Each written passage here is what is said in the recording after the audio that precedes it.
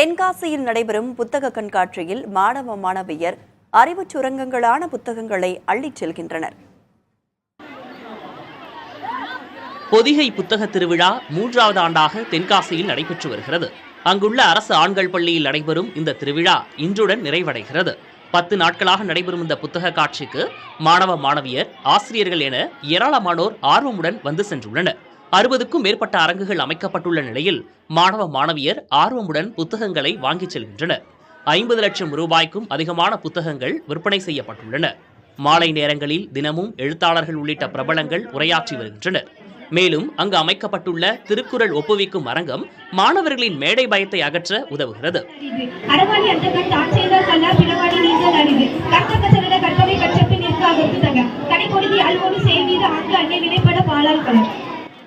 சிறந்த முறையில் பேசும் மாணவ மாணவியருக்கு பாராட்டுச் சான்றிதழும் பரிசு புத்தகமும் வழங்கப்படுகிறது.